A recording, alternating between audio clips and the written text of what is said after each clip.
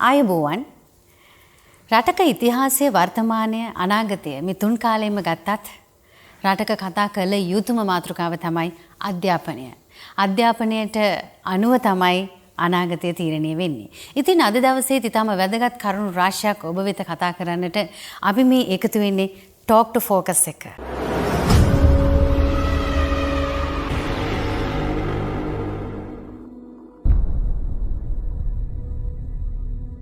අපේ රටේ අනාගතයට ආරක්ෂාවට එහෙම නැත්නම් අනන්‍යතාවයට අපිට වැදගත් වෙන්නේ ජාතික භාෂාවද ජාත්‍යන්තර භාෂාවද මේ පිළිබඳව මම කතා කරන්නට යොමු වෙනවා මේ අවස්ථාවේදී. ඊටම ගෞරවයෙන් මම පිළිගන්නවා ජල සම්පාදන මණ්ඩලයේ හිටපු උපසභාපති, ඒ වගේම ජල සම්පත් මණ්ඩලයේ හිටපු සාමාන්‍ය අධිකාරී, ඒ වගේම සිංහල වෙද උරුම භාරය සමග අපිත් එක්ක රැඳී සිටින හර්ෂ කුමාර සූර්යාරච්චි මහත්මයා, ඔබට ආයුබෝවන්. ඒ වගේම තමයි අපිත් එක්ක අද දවසේ මේ සාකච්ඡාවට එකතු වෙනවා කොළඹ විශ්වවිද්‍යාලයේ විද්‍යාවේදී උපාධිධාරී, ඒ වගේම උපදේශනීය පිළිබඳව පශ්චාත් උපාධි ඩිප්ලෝමාධාරී නීතිඥ අරුණ ලක්සිරි උණවටුන මහත්මයා, ඔබටත් ආයුබෝවන් කියලා පිළිගන්නවා. ඉතින් ඉස්සල්ලාම මම මේ සිංහල වෙද උරුම භාරයත් එක්ක කලින් ඉඳලම කතා කරපු නිසා මට හිතෙනවා ඔබගෙන් මෙන්න මේ වගේ ප්‍රශ්නයක් අහන්න. ඇත්තටම හර්ෂ කුමාර මහත්මයා අපිට කියන්න යම් රටක ආරක්ෂාවට ඒ වගේම අනන්‍යතාවයට ඉදිරි අනාගතයට වැදගත් වෙන්නේ ජාතික භාෂාවද එහෙම නැත්නම් ජාත්‍යන්තර භාෂාවද? අපිට මොකක් හරි කවුරු හරි කිව්වොත් ඇඟට වදින්නේ තේරෙන්නේ මොකෙන්ද? අපේ පුරුදු වෙච්ච භාෂාවකින්. අපි පුරුදු වෙලා තියෙන්නේ මොකද්ද භාෂාව? මේ රටේ ගත්තොත් අපිට තියෙනවා සිංහල භාෂාව. එහෙම නැත්නම් අපි හිතමු තවත් අනිත් ජාතීන්ට දෙමළ භාෂාව. එහෙම තියෙන්න පුළුවන්. සිංහල භාෂාව ගත්තොත් අපිට කොච්චර කාලයක් අපි ඔකට පුරුදු වුණාද? අවුරුදු 10 ගාණක්. ලෝකේ අවුරුදු 10 ගාණක් පුරුදු වෙච්ච භාෂාවල් නැහැ. ඒ අවුරුදු 10 ගාණක් තිස්සේ අපේ ඥාන ඇතුළට මේක කාවැදිලා තියෙනවා. කොච්චර බලහත්කාරයෙන් මේක ඉවත් කරන්න හැදුවත් ඒක ඉවත් කරන්නත් තව අවුරුදු 10 ගාණක් යාවි. හැබැයි හර්ෂ කුමාර මහත්මයා මට මෙන්න මෙහෙම හිතෙනවා. අපේ ඇඟට වදින්නේ අපේ සිංහල භාෂාව එහෙම නැත්නම් අපේ දමිළ භාෂාව වෙන්න පුළුවන්. නමුත් අපේ රටේ ඉන්න උදවියට හිතට වදින්නේ ඉංග්‍රීසි භාෂාව නෙවෙයිද? හිතට අපි වද්දව ගන්නවා. අපි කැමැත්තෙන් හෝ අකමැත්තෙන් හෝ එහෙමමත් කියන්නත් බෑ. නමුත් අපේ භාෂාවට ආදරය කරන, අපේ භාෂාවට ගරු කරන, අපේ භාෂාව කෙරෙහි මහා ඇල්මක් තියෙන අතිවිශාල ප්‍රමාණයක් මේ රටේ ඉන්නවා. නමුත් ඒ ඉන්න අතිවිශාල ප්‍රමාණයට සමහරට අර ඔබතුමී කිව්වා වගේ මේ නියම සමාජ තත්ත්වයක් ලැබිලා නැතුව ඇති. සමාජ තත්ත්වය ලැබිය යුතු පිරිසට ඒ සමාජ තත්ත්වය ලැබිලා නැතිව ඇති. සමාජ බලය ලැබිලා නැතුව ඇති. නමුත් අපේ භාෂාවට ආදරය කරන, අපේ භාෂාවට ගරු කරන, අපේ භාෂාව ඇඟට වදින, අපේ භාෂාවෙන් පැහැදිලිව නිර්වුල්ව අදහස් ප්‍රකාශ කරන්න පුළුවන් ජනතාව තමයි රටේ වැඩිපුර ඉන්නේ. ඒක අපේ රටේ විතරක් නෙමෙයි. ලෝකේ ඕනම රටක, ඕනම ප්‍රදේශයක ඒක කාටවත් හංගවන්න බෑ. හැබැයි අපි අපට නොවන, අපේ නොවන ආගන්තුක භාෂාවක් කරේ තියාගෙන යන්න ගත්තොත්, ඒකට වැඳ පුදාගෙන ජීවත් වෙන්න ගත්තොත් අපිට අපේ සිතුම් පැතුම්, අපේ අදහස්, අපේ හැඟුම්, අපේ පළපුරුද්ද නිසි පරිදි පැහැදිලිව ඉදිරිපත් කරගන්න, ඒවෙන් ප්‍රයෝජන ගන්න බැරි වෙනවා. එතකොට ඔබ වරලත් ඉංජිනේරුවරයෙක්. ඔබ මේ ඉංජිනේරු විද්‍යාව ඉගෙන ගන්න ඉංග්‍රීසියෙන්. එතකොට අද ඔබ මේ රාජකාරී කටයුතු වල නියැලෙන්නේ සිංහල භාෂාව උපයෝගී කරගෙනද? එහෙම නැත්නම් ඉංග්‍රීසි භාෂාව උපයෝගී කරගෙනද?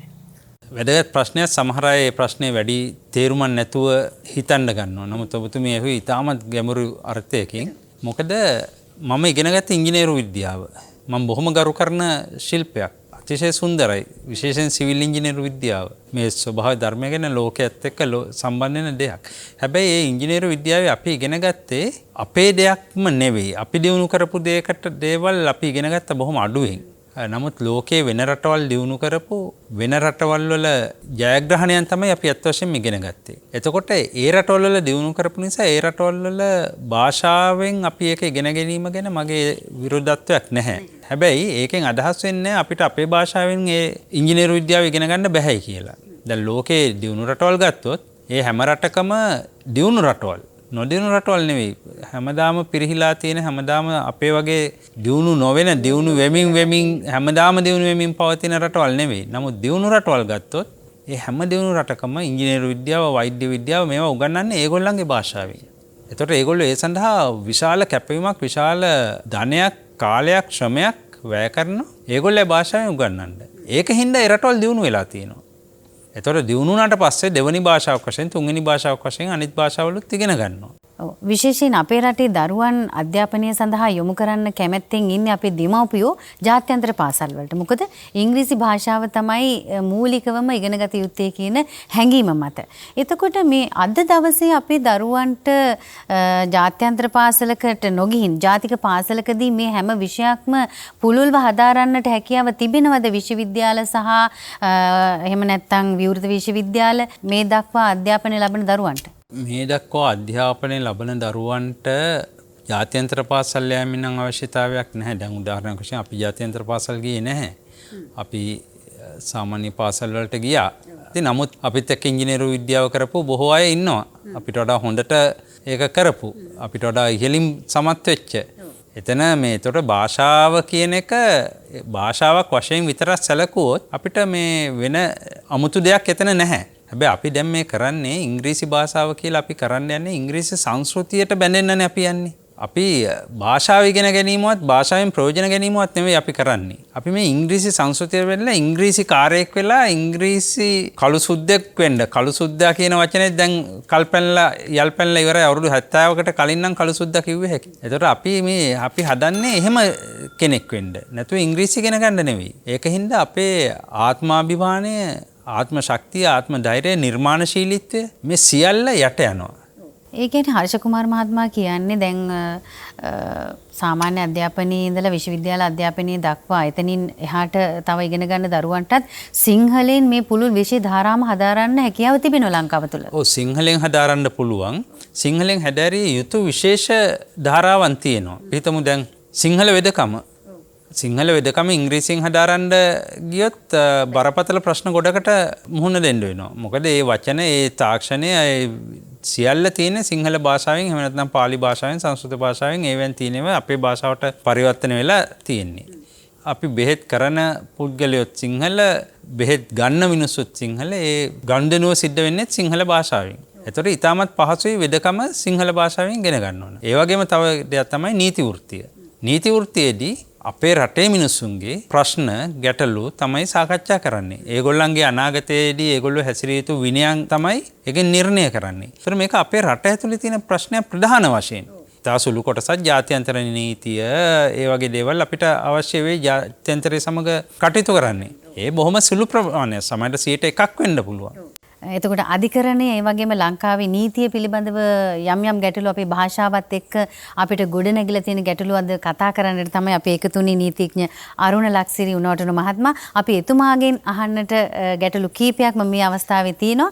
ඒ ඇත්තටම කියනවා නම් මේ අපේ රටේ විවෘත විශ්වවිද්‍යාලයේ ඒ වගේම කොළඹ විශ්වවිද්‍යාලයේ නීති පීඨය මේ වෙන විට අනාගතයේ තව නුදුරු අනාගතයේදී වහන තත්ත්වයට පත් වෙලා තියෙනවා කියලා ආරංචියක් එහෙම නැත්නම් කතා බහක් තියෙනවා. කොහොමද මේ පිළිබඳව ඔබතුමා දක්වන අදහස්?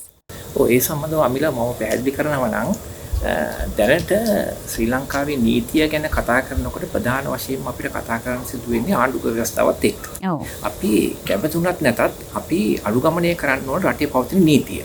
නීතියට අනුකූලව තමයි ඕනේ පුරවැසියෙක් තමන්ගේ සිතිවිලි, තමන්ගේ චර්යාවන් හැඩගසා ගන්න ඕන. ඉතින් අපි බැලුවොත් ඉතිහාසයේ බැලුවොත් 1815 ඔබ දන්නවා උඩරට ගිවිසුමත් එක්ක තමයි අපි ඉංග්‍රීසිත් එක්ක අපි පළවෙනි ජාත්‍යන්තර ගිවිසුම ලිඛිතව ඇති කරගත්තා කියලා අපිට සලකන්න පුළුවන්.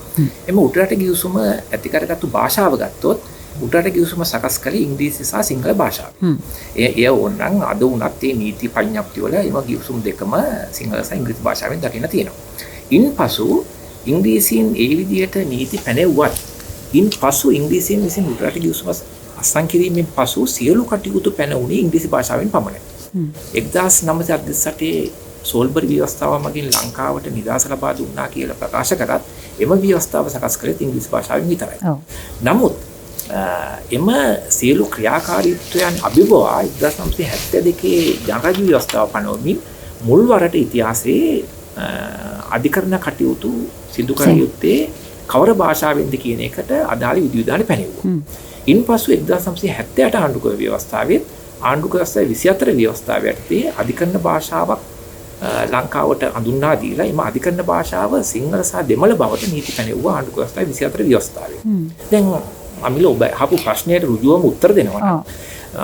මේ වන විට ශ්‍රී ලංකා විශ්වවිද්‍යාලය කොළඹ විශ්වවිද්‍යාලයේ නීති පීඨය සහ කොළඹ නාවල විවෘත විශ්වවිද්‍යාලයේ නීති අධ්‍යයනාංශවල සිංහල අධ්‍යයනාංශ වැසී යාමක් සිද්ධ වෙනවා මේ පසුගිය දිනවල අධිකරණ ඇමතිවරයාගේ මූලිකත්වයෙන් සංස්ථාගත නීති අධ්‍යයන සභාව ගැසට් පත්‍රයක් මුද්‍රණය කරලා තියෙනවා අංක 22.08 ඇලීරක් 13 2020 12 වෙනි මාස 30 වන දින. එම ගැසට් පත්‍රය මගින් නීති විද්‍යාලයේ අධ්‍යයන කටයුතු සියල්ලම ඉංග්‍රීසි භාෂාවෙන් පැවැත්වීමටත් නීති විභාග ඉංග්‍රීසි භාෂාවෙන් පැවැත්වීමත් අනිවාර්ය කරලා තිබෙනවා. එමගින් සිදුවෙන අහිතකර ප්‍රතිඵල තමයි ඔබ අහපු ප්‍රශ්නේම ඉතාමත් පැහැදිලිව එම ප්‍රශ්නේ යොමු වුණේ 2022 සිට කොළඹ විශ්වවිද්‍යාලයේ නීති පීඨයට සිංහල භාෂාවෙන් ඇතුල් වන ශිෂ්‍ය ප්‍රමාණය නතර කරන්න සිද්ධ වෙනවා. ඒ වගේම නාවල විවෘත විශ්වවිද්‍යාලයේ නීති පීඨයත් සිංහල අධ්‍යයනාංශය වසන සිද්ධ වෙනවා. ඔව් දැන් ඒ කියන්නේ ඇත්තට මේක සිද්ධ වෙයිද? අනිවාර්යෙන් මේ ගැසට් පත්‍රයේ ප්‍රතිපාදන අනුව ඒ සිද්ධ විය යුතුයි. ඔව්. එහෙමනම් අනාගතයේදී අපේ රටේ දරුවන්ට නීතිය කියන එක සිංහලෙන් හදාරන්න බැරුව යනවා. ඒ විතරක් නෙමෙයි ආණ්ඩුක්‍රම ව්‍යවස්ථාවේ ප්‍රතිපාදන වලට අනුව රටේ අධිකරණ පද්ධතියේ නඩු කටයුතු විසඳීමක් සිදු වෙන්නේ නැති තත්ත්වයක් උද්ගත වෙනවා.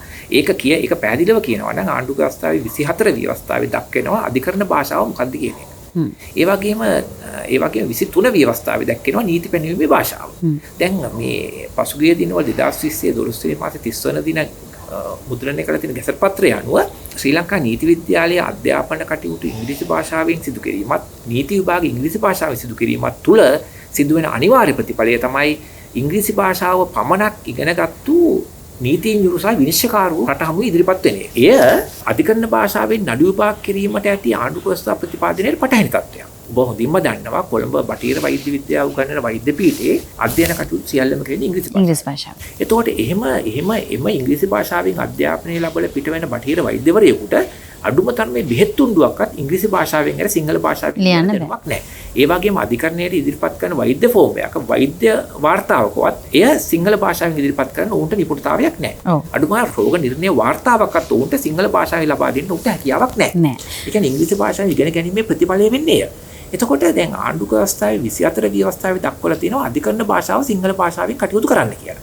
එතකොට නීතිය ඉංග්‍රීසි භාෂාවෙන් ඉගෙනගෙන නීතිය ඉංග්‍රීසි භාෂාවෙන් විභාග ලියන නීතිඥවරයා කෙසේද මේ ආණ්ඩුක්‍රම ව්‍යවස්ථාවේ 24 ව්‍යවස්ථාවට අනුව එකගව කටයුතු කරන්නේ? ඔව්. ඒ කියන්නේ සිංහල භාෂාව පිළිබඳ තාක්ෂණය නොදන්න සිංහල භාෂාවෙන් නඩු තීන්දුවක් ලියන්න අධිකරණයේ මයිස්ත්‍රාත් අධිකරණ දිසා අධිකරණ මහා අධිකරණ වල සිංහල භාෂාවෙන් නඩු විභාග කිරීමේ හැකියාවක් නැති නීතිඥවරු තමයි ඉදිරියේදී නීති විද්‍යාලයෙන් රට හමුවේ ඉදිරිපත් වෙන්නේ.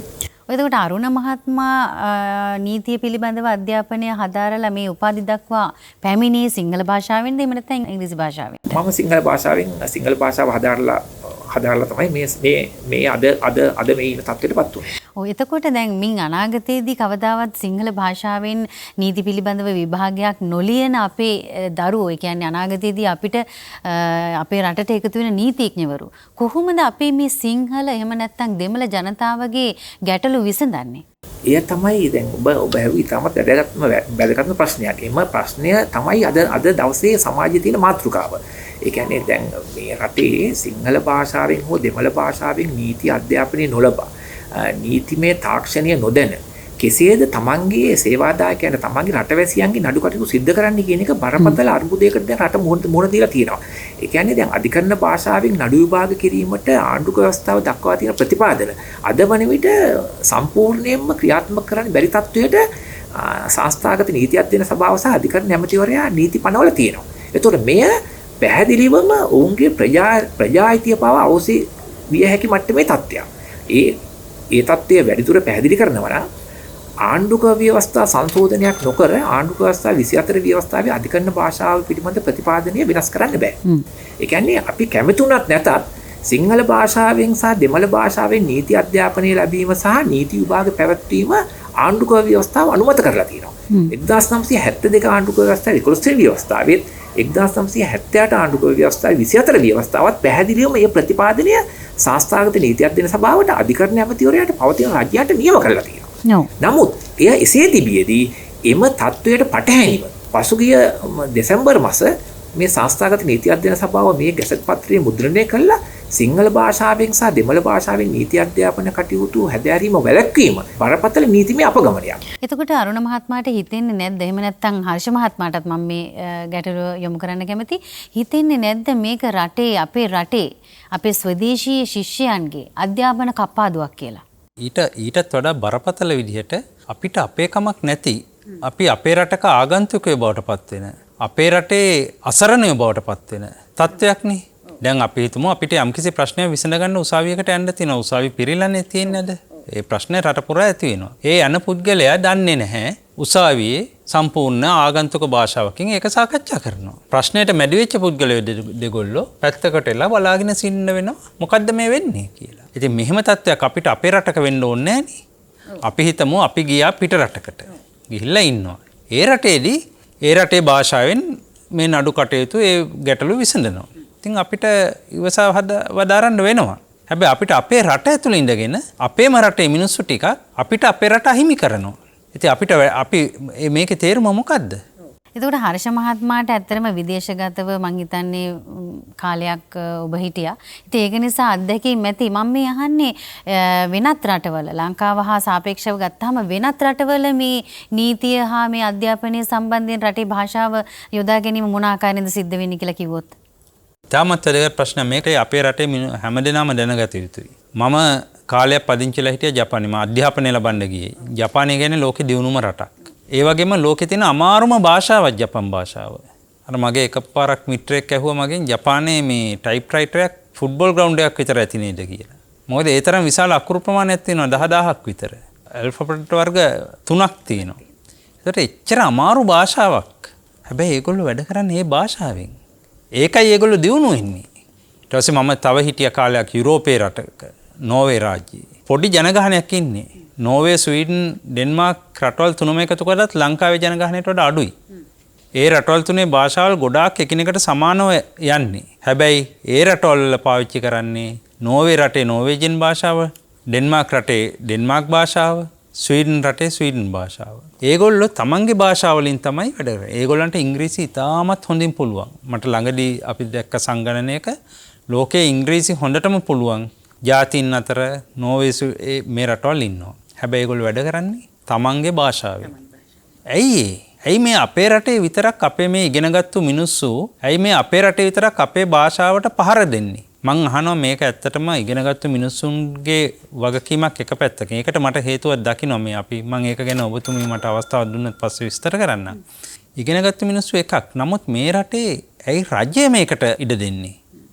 රජය මේ රටේ මිනිසුන්ව පාවලා දීලා මේ රටේ මිනිසුන්ට අසරණ කරලා ඊගාව රජයකට බාර දීලා යන්න නෙමෙයි මේ රජයවල් තියෙන්න ඕනේ. දැන් මෙච්චර කල් සුද්දා ගිය දවසේ ඉඳන් අද වෙනකම් බිහි වෙච්ච රජයන් මාරුවට අපිව අසරණ කරනවා. 1948 අපිට නිදහස ලැබුණා කියලා අපි කියනවා. ඒකට අපේ භාෂාවට අපේ ජාතියට හරියම නිදහස ලැබුණාද කියලා අපිට තාම ෂුවර් නෑ. මම ඒක ගැනත් හොඳ මේ යම්කිසි අදහසක් කියන්නම්. අදහස කියන්නේ සමහරට අපේ රට අපි දන්නේ නැහැ අපේ රටේ නායකයෝ කවුද කියලා. 1944 දී ලංකාවෙන් ඉංග්‍රීසි භාෂාව වෙනුවට රටේ රාජ්‍ය පාලන භාෂාව බවට සිංහල පත් කළ යුතුයි කියලා සෙනෙට් සභාවට යෝජනාවක් ගෙනාවේ ජේ.ආර්. ජයවර්ධන මහත්තයා. ජේ.ආර්. ජයවර්ධන මහත්තයාගේ මෙතුමා කිව්වා වගේ ව්‍යවස්ථාවෙත් සිංහල භාෂාවට විශාල තැනක් තියෙනවා. ඊගාට බණ්ඩාරනායක මහත්තයත් ඒ දේ කළා. හැබැයි මේගොල්ලෝ මේක කළේ රටේ තිබිච්ච විදේශීය භාෂාවක් වෙනුවට ස්වදේශීය භාෂාවක් යොදා ගැනීම.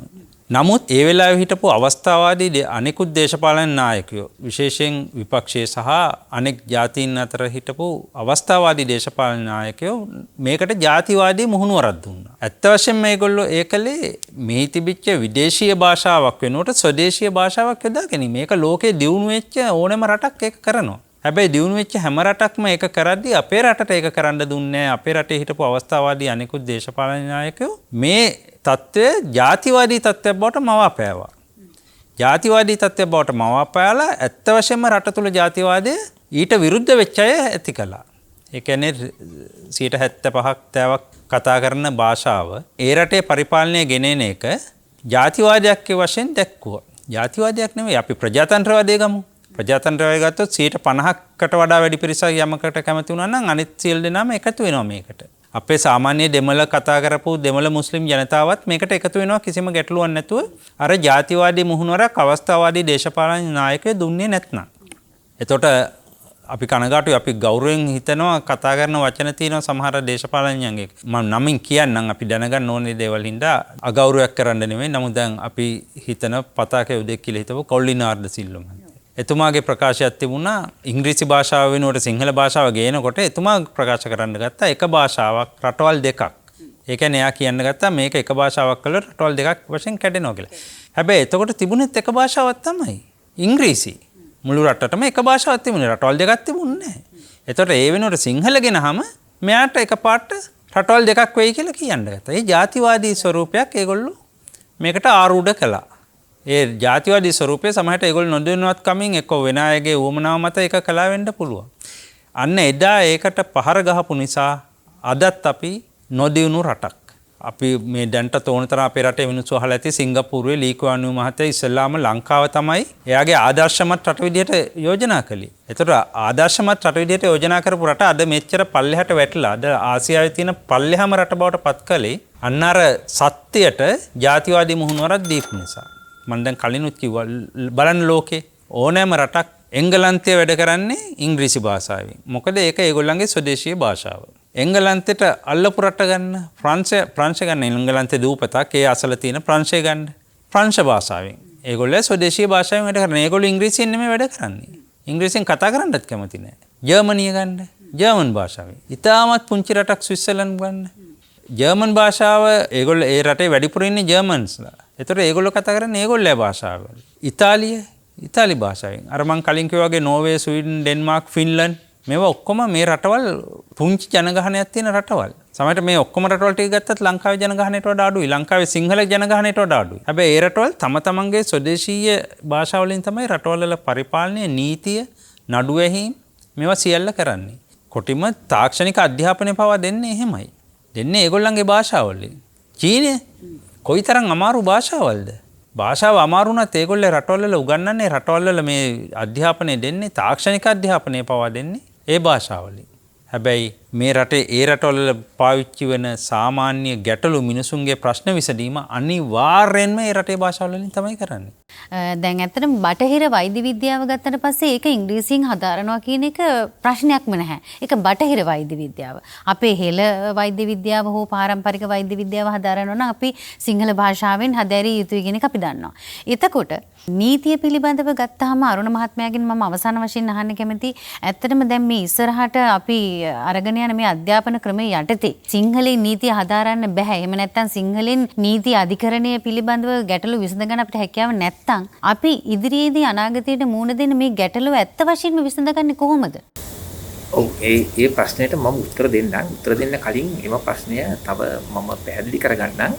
එතකොට මේ ප්‍රශ්නය මගින් මේ සිංහල භාෂාවෙන් නීතිය ඉගැන්වීම නතර කිරීමත් එක්ක ඇති වෙලා තියෙන වැදගත්ම ප්‍රශ්නය තමයි ආණ්ඩුක ව්‍යවස්ථාවට අනුව රට පාලනය කිරීමේ හැකියාව නොලැබීම. එය නීතිය පාලනය තියෙන රටකට ඇතිවන බරපතල තත්ත්වයක්.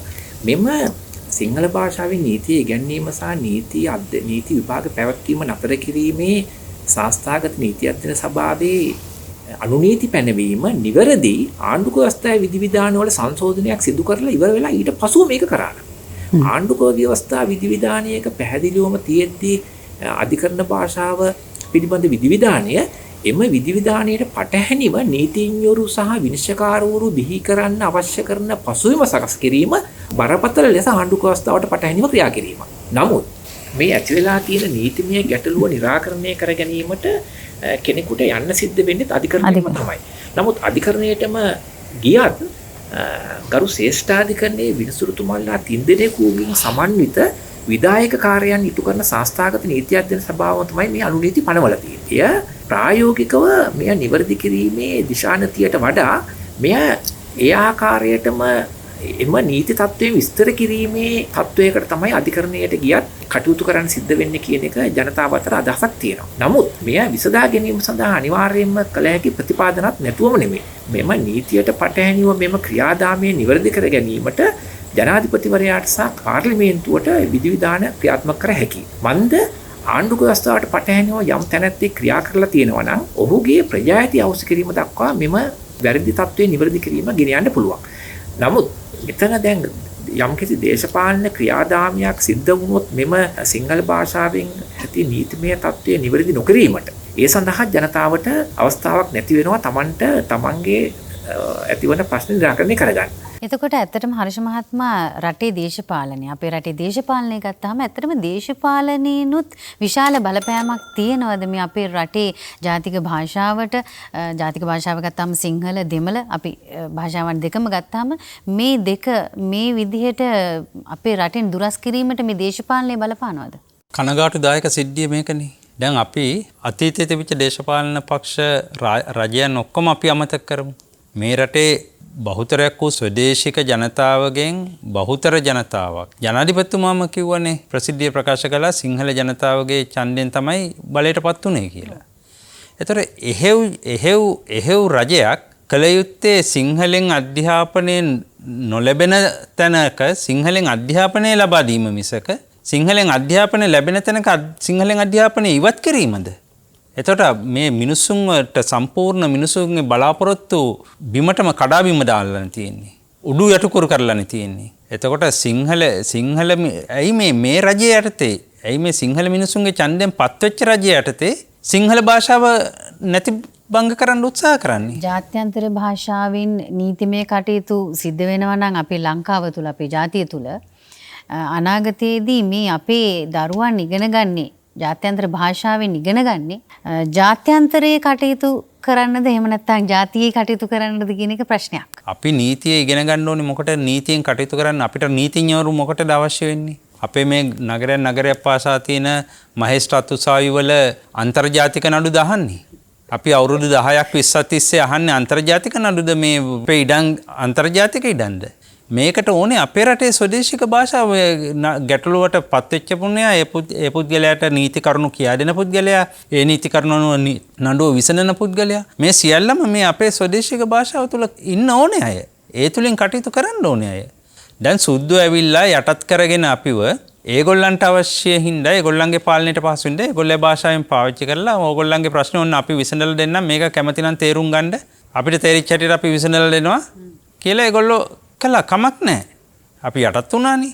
දැනුත් යටත්ද? දැන් යටත් නැතුව මේ ස්වදේශික සිංහල මිනිසුන්ගේ ඡන්දෙන් පත් කරලා සිංහල මිනිසුන්ට ගහනවානේ. ඔව් මම දන්න විදිහට මම අහලා තියෙන විදිහට සමහර රටවල් වල අධිකරණීය ගැටලුවක් විදේශිකයෙකුට මතු වුණාම ඔහු හෝ ඇය මේ ඒ රටේ භාෂාව නොදැන ඉන්නවා නම් මම හිතන්නේ ඔහු ඇයට අධිකරණ නීතිය හමුවේ වෙනත් ඒ කියන්නේ පරිවර්තක කෙනෙක් යොදාගෙන මේ නඩුවට සහභාගී වෙන්න හැකියාව තියෙනවා. ඒකේ වෙනත් රටකදී. එතකොට අපේ රටේ ඉන්න දෙමළ හෝ සිංහල වේවා කාට හෝ ඉදිරි අනාගතයේදී තමන්ගේ ගැටලුව විසඳ ගන්නට අධිකරණයට යෑමේදී මම හිතන්නේ ඉංග්‍රීසි භාෂාව කතා කරන නිසා ඉංග්‍රීසි භාෂාවෙන් කටයුතු කරන නිසා මම හිතන්නේ ලංකාවේ භාෂාවටම අපිට පරිවර්තක කෙනෙක් යොදා ගන්න වෙයි කියලා හිතෙනවා අනාගතයේදී. ඔව් ඇත්තටම එම ප්‍රශ්නයත් එක්කම මතුවෙන තත්ත්වය තමයි ඉංග්‍රීසි භාෂාවෙන් පමණක් නඩු විභාග කිරීම සඳහා වන විනිශ්චයකාරවරු බිහිවීම නිසා දැන් මේ වන විට ජිනීවා වල මානව හිමිකම්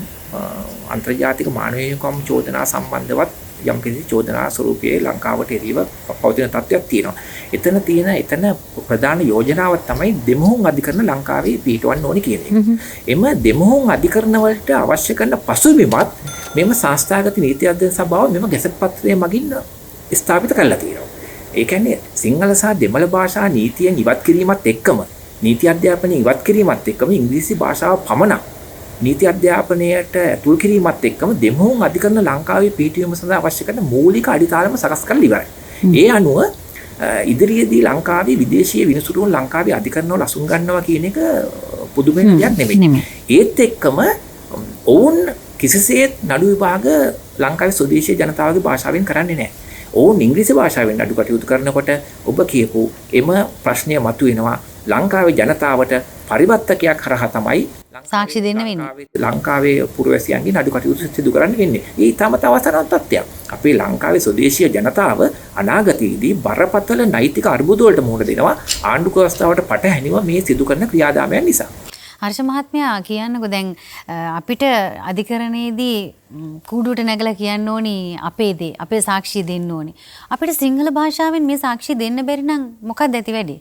මේක කනගාටුදායකයි. නමුත් මේ මං කියන්නම් දැන් මාව උදාහරණයකට ගන්නම්කෝ. ඔබතුමී මට කිව්වා දැන් මම ඉගෙන ගත්තේ ඉංග්‍රීසි භාෂාවෙන් මගේ අධ්‍යාපනය තාක්ෂණික අධ්‍යාපනයක්. ඒතර මං වෙනත් ඉංජිනේරු විද්‍යාව. මම වෙනත් රටවල්වලත් විශ්වවිද්‍යාලවල ඉගෙනගෙන තියෙනවා එක්තරා ප්‍රමාණයකට. ඒත් ඒ භාෂාවෙන්. පහුගිය දහක ශ්‍රේෂ්ඨාධිකරණයේ නඩුවකට මම විසින් දාපු නඩුවකට මම පෙනී සිටියා. මම පෙනී සිටලා මං කතා කළේ සිංහල භාෂාවෙන්. මොකද මට ඉංග්‍රීසි භාෂාවෙන් ඒක කතා කරන්න වුණා නම් ඒ කතා කරපු දේ මගේ අදහස් වලින් 10%ක්වත් ප්‍රකාශ කරන්න බෑ. කියන්නේ අවුරුදු ගාණක් ඉංග්‍රීසි භාෂාවෙන් ඉගෙනගෙන ඉංග්‍රීසි භාෂාවෙන් වැඩ කරලා ඒත් මට ඒ ශක්තිය නැහැ. ඒක මම හිතනවා මේ රටේ ගොඩාක් මිනිස්සුන්ට ඒ ශක්තිය නැහැ. ඉතින් එතෙන්දි වෙච්ච සිද්ධියක් තවත් සිද්ධියක් මට හොඳට මතකයි. මං ගෞරවයෙන් ශ්‍රේෂ්ඨාධිකරණ විනිසුතුමාන්ට ගෞරවයෙන් මේක ප්‍රකාශ කරනවා. අනිත් පක්ෂයේ නීතිඥතුමිය ඉංග්‍රීසි භාෂාවෙන් කරුණු දක්වන්න පටන් ගත්තා. එතකොට එතුමන් ලැක්කව මේක අසාධාරණයක් වෙනවා පැමිණිල්ලට. ඒකින්ද සිංහලෙන් කතා කරන්න කියලා. දැන් එහෙම තත්ත්වයක් උදා වෙන්නේ නැහැනේ අනාගතයේදී දැන් මේ විදිහට. දැන් මේක හොඳට ඇයි ශ්‍රේෂ්ඨාධිකරණ විනිසුතුමන්ලා කිව්වේ අසාධාරණයක් වෙනවා කියලා මට. අනිත් පක්ෂයේ ඉංග්‍රීසියෙන් කතා කළා නම් ඒ අසාධාරණේ මේ රටේ හුදු මහත් ජනතාවටම වෙන්නේ නැද්ද? අපි මේ කතා කරන්නේ ඉතාමත් පුළුල් මාතෘකාවක්. සරලවම අපි මේ පිළිබඳව ඉතාමත්ම දීර්ඝ වශයෙන් කතා කළ යුතුයි. කොහොමද මේ පිළිබඳව අපිට තියෙන විසඳුම් දැන්? අපි මොනවද මේ සඳහා කරන්නේ? මේකට විසඳුම් දෙකක් යෝජනා කරන්න පුළුවන්.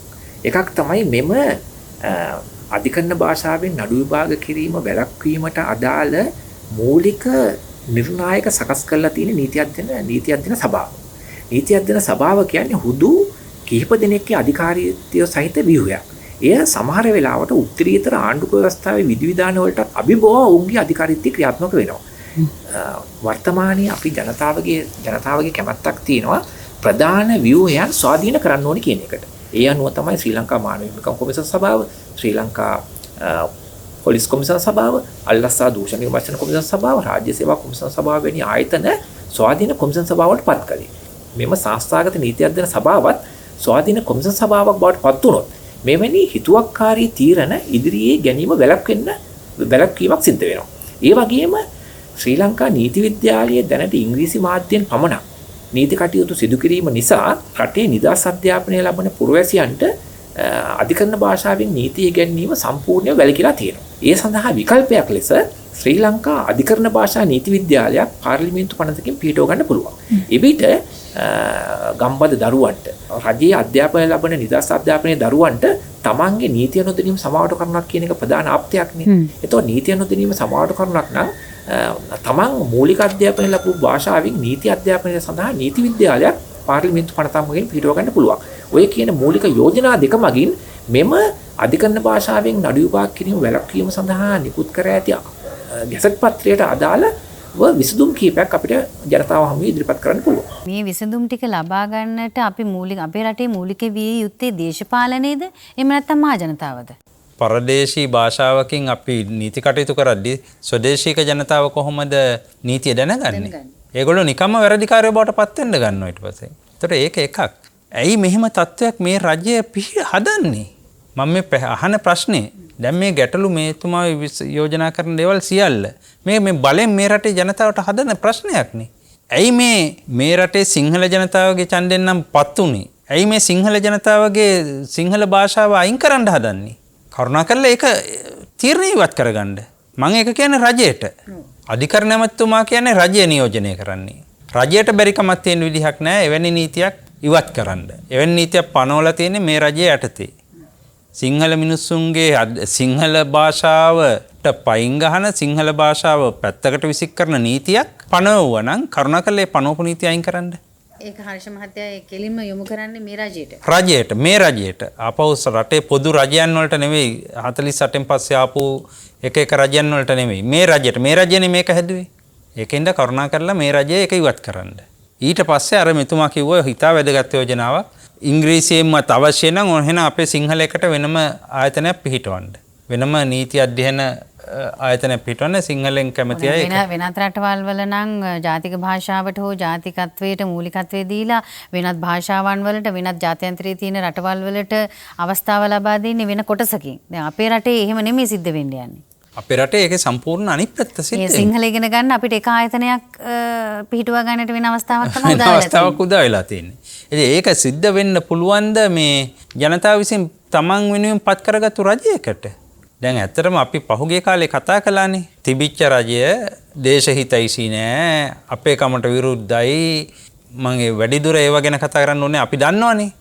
එතකොට එහෙම ආපු රජය සිංහල මිනිස්සුන්ගේ ඡන්දයෙන් පත් වුණා කියලා ජනාධිපතිතුමා පැහැදිලිව ප්‍රකාශ කරපු රජය සිංහල මිනිස්සුන්ට මෙහෙම කෙනෙහිලිකම් කරන එක සිංහල භාෂාවට මම මේ කියන එක ජාතිවාදයක් නෙවෙයි. මම කියන්නේ සිංහල භාෂාවෙන් දෙමළ භාෂාවෙන් දෙකෙන්ම කළත් කමක් නැහැ. තව වෙන රටේ ස්වදේශී භාෂාවක් තියෙනවනේ ඒකෙනුත් කළත් කමක් නැහැ. හැබැයි අපිටයි මොකද අපේ රටේ මිනිස්සුන්ගේ ප්‍රශ්නයි මේ නීතියෙන් විසඳන්න යන්නේ. මේක තාක්ෂණික දැනුමක් ගන්න එකක් නෙවෙයි. තාක්ෂණික දැනුම ගන්න එකත් ලෝකෙ දියුණු වෙච්ච රටවල් කොහොම හරි තමන්ගේ භාෂාවෙන් තමයි ඒකත් කරන්නේ. රටේ ලොකු අර්බුදයකට මුහුණ දීලා තියෙන දරුවෙක් පාසලකට දානවා කියන ගැටලුව. එතකොට ලංකාවේ තමන් ජීවත් වෙන ප්‍රදේශයේ ඕන තරම් පාසල් තියෙනවා. ජාතික පාසල් අවිශාල මට්ටමින් ඒ කියන්නේ මේ ජනප්‍රිය පාසලකට දරුවා දාගන්න ඕනිකම නිසා බැරිකම නිසා සමහර ලාවට ජාත්‍යන්තර පාසලකට දරුවව දානවා. එතකොට මහ ජනතාව මේ පිළිබඳව දැනුවත් විය යුතුයි නේද ඉදිරියේදී? මේකත් ගැඹුරු ප්‍රශ්නයක් ඔබතුමී අහන්නේ. මේ ප්‍රශ්නෙට උත්තර දෙන්න වෙනම අපි වෙනම මේ වගේ වැඩසටහනක් ගන්න ඕනේ.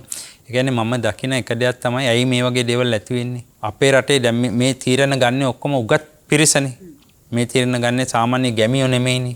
දැන් මෙතුමා කිව්වා ආයතන වල ඉන්නේ රටේ අගවිනිසුරුතුමා ප්‍රමුඛ නීතිඥවරු විශාල ප්‍රමාණක විනිශ්චයකාර උතුමන්ලා සහ නීතිඥවරු ඉන්නේ. සහ තවත් උගත් අය. එතකොට මේ උගත් පිරිසනේ දැන් ඒ අය විතර නෙවෙයි වෙනත් අධ්‍යාපන මාර්ග වලින් උගත්කම ලබාගත් අයත් ඉන්නවා.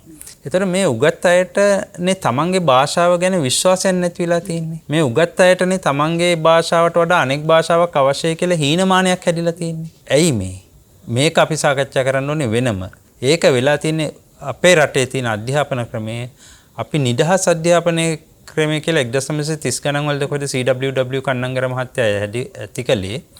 එතුමා කිව්වේ අවුරුදු 6ත් අවුරුදු 16ත් අතර හැම දරුවෙකුටම අධ්‍යාපනය ලැබීමේ නිදහස තියෙන්න ඕනේ කියලා. හැබැයි එතුමා ජීවිතයට හිතන්න නැතුව ඇති නිදහස් අධ්‍යාපනය කියන්නේ වහල් අධ්‍යාපනයක් ලබා දීම කියලා. නොමිලේ අධ්‍යාපනය සහ අධ්‍යාපනය ලබා දීම එතුමා අදහස් කළාට අපිට දීලා තියෙන්නේ වහල් මානසිකත්වයක් බිහි කරන හීනමානයෙන් පිරිච්ච ආත්ම ශක්තිය නැති උගතුම් බිහි කරන අධ්‍යාපන ක්‍රමයක්. දැන් මේක කිව්වහම ඉගෙනගෙන ඉවරලා ඉගෙනගත්තු එකට පහර දෙනවා කියලා අදහසක් ගන්න නෙමෙයි මම මේ කියන්නේ. එහෙම නෙමෙයි වෙලා තියෙන්නේ. මේ ඉගෙන ගන්න දේ උගන්නන දේ තුල තියෙනවා හීනමානය ඇති කිරීම. දැන් උදාහරණයක් ගමු මගේ වෘත්තිය ඉංජිනේරු වෘත්තිය. අපිට කවදාවත් උගන්නලා නැහැ. මම සිවිල් ඉංජිනේරුවරේ.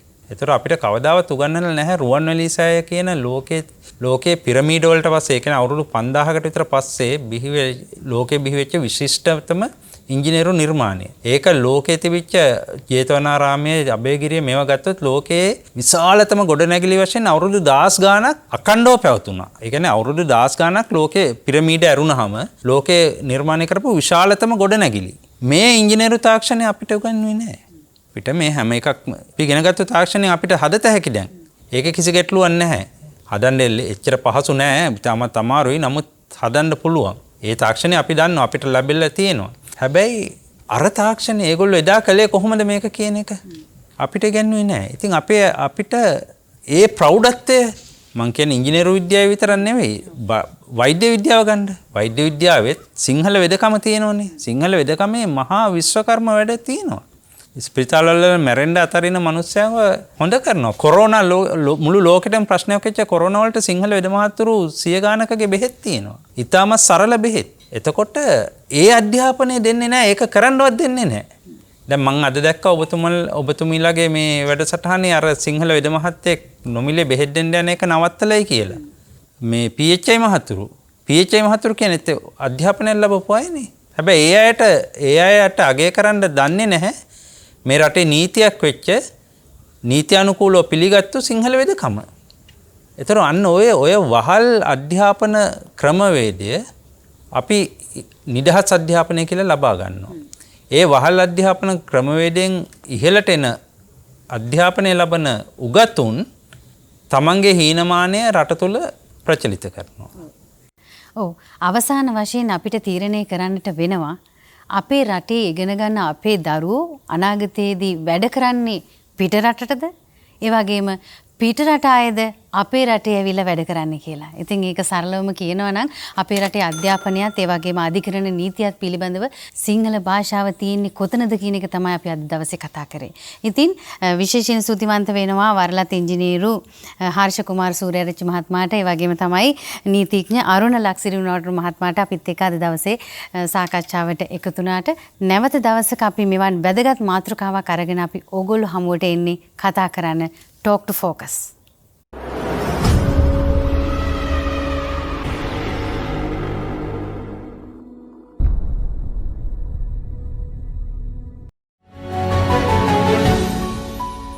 ආයිබෝවන් ශ්‍රී ලංකා ටෙලිවිෂනය අභිබවා YouTube නාලිකා අතරේ ඉහළින්ම